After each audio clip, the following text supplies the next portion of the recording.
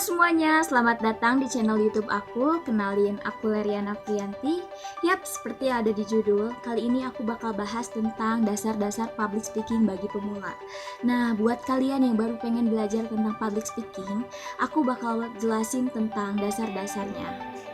Tentu dong dari kalian udah gak asing lagi sama yang namanya public speaking. Public speaking itu intinya adalah berbicara di depan banyak orang atau seni berbicara di depan umum. Nah, banyak nih orang yang menganggap public speaking itu bakat yang hanya dimiliki oleh orang-orang tertentu dari lahir atau bakat bawaan. Padahal enggak, public speaking itu skill yang bisa dimiliki oleh semua orang. Hanya saja kan enggak instan, butuh memperdalam ilmu-ilmunya, butuh banyak latihan juga. Nah, kemudian tujuan public speaking itu apa sih? Tujuan public speaking itu menyampaikan informasi ke audiens, menghibur audiens, terus mempengaruhi audiens. Nah, makanya public speaking itu bukan hanya seni berbicara di depan umum, tapi juga seni mempengaruhi orang lain, seni meyakinkan orang lain. Nah, kemudian apa sih manfaat public speaking? Public speaking itu banyak banget manfaatnya, karena public speaking itu bakal dibutuhin sama setiap orang di berbagai pekerjaan atau profesi. Public speaking itu bisa ningkatin kepercayaan diri kalian, terus juga buat kalian mudah bergaul sama orang lain yang bisa memperluas relasi, terus juga punya kemampuan untuk memimpin, dan banyak lagi manfaat public speaking itu. Nah, dalam public speaking juga ada teknik-tekniknya, seperti teknik vokal. Vokal itu berarti suara, yang berarti kejelasan suara kita, keindahan suara kita. Karena kan sebagian dari komunikasi yang kita lakukan terhadap orang lain itu menggunakan vokal atau suara kita selain mimik wajah atau body language.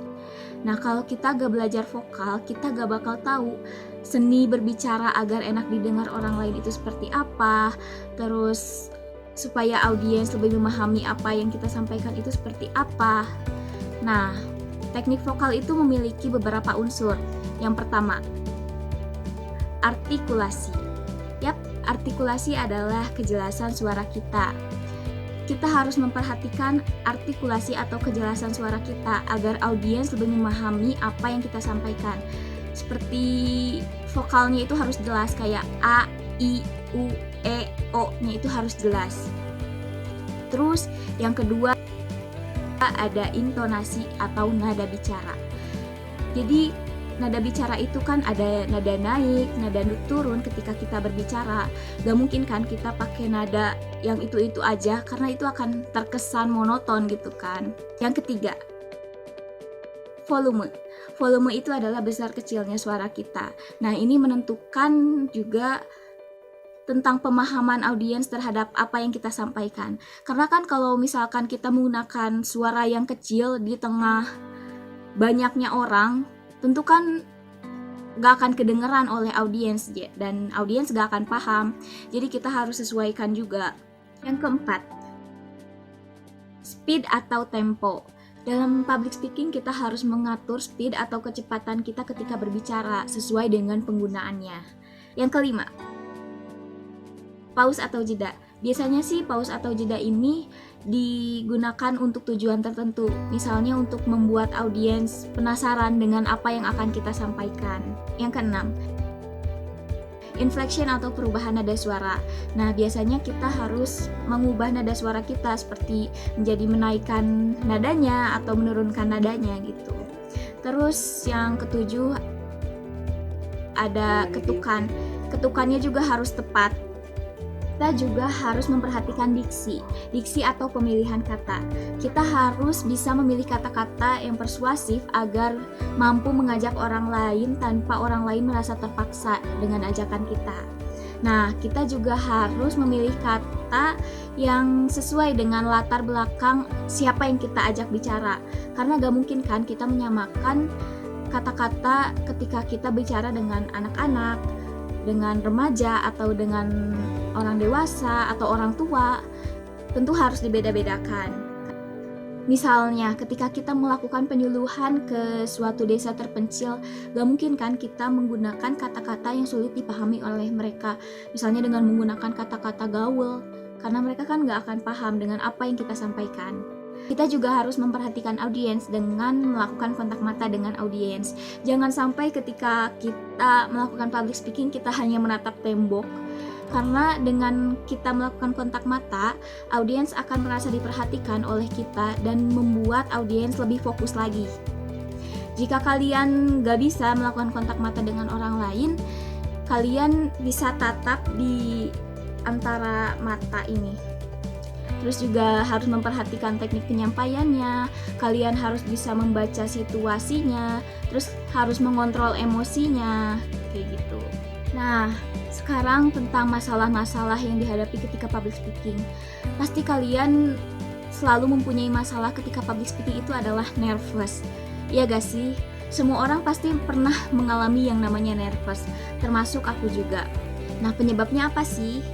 Yang pertama, tidak terbiasa. Karena kalian gak terbiasa dengan situasi di mana kalian menjadi pusat perhatian dan harus berbicara di depan banyak orang, kalian bakal ngerasa asing dengan situasinya yang membuat kalian gugup. Terus yang kedua, negative thinking. Karena terlalu banyak pikiran negatif yang kalian pikirkan pada saat itu, seperti kayak takut salah, takut malu-maluin, takut diketawain banyak orang. Nah, itu yang bisa bikin kalian gugup dan ujung-ujungnya melakukan kesalahan.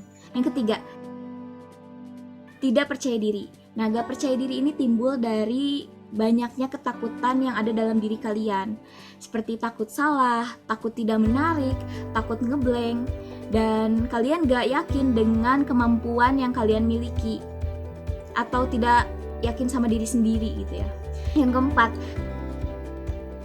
tidak menguasai materi. Nah, banyak orang yang gugup ketika tidak menguasai materi, karena mereka belum paham apa yang akan mereka sampaikan kepada audiens, sehingga mereka bingung mau ngomong apa yang harus dilakuin karena gak adanya persiapan itu. Nah, sekarang gimana sih cara mengatasi nervous itu? Yang pertama, atur nafas. Ketika kita akan public speaking, sebelumnya itu kita harus atur nafas kita, seperti tarik nafas yang panjang dan keluarkan pelan-pelan secara terus-menerus agar tubuh kita rileks dan tidak tegang. Yang kedua, mengubah mindset atau jalan pikiran. Kita harus membuang pikiran-pikiran negatif dalam diri kita itu jauh-jauh dan diubah dengan pikiran-pikiran yang positif, seperti saya bisa, saya mampu karena saya sudah banyak melakukan persiapan, saya sudah banyak latihan, dan saya yakin dengan diri saya sendiri. Nah, dengan kalian memberikan pikiran-pikiran yang positif terhadap diri kalian, itu akan membantu kalian untuk mengurangi rasa nervous itu dan menjadi percaya diri gitu. Yang ketiga, memperbanyak latihan dan kuasai materi. Nah, kita harus memperbanyak latihan dan kuasai materi, karena dengan memperbanyak latihan itu akan membuat kita terbiasa dan menghilangkan nervous itu. Yang keempat, mencari pengalaman. Karena semakin banyaknya pengalaman tentu akan membuat kita semakin terbiasa, dan dari pengalaman itulah kita belajar kesalahan-kesalahan yang sudah dilakukan sebelum-sebelumnya dan menjadi lebih baik lagi. Intinya, jika penyebab gugup itu karena kurang persiapan, maka lakukanlah persiapan. Dan jika penyebab gugup itu karena tidak terbiasa, maka perbanyaklah latihan. Dan jika penyebab gugup itu karena tidak menguasai materi, maka kuasailah materi.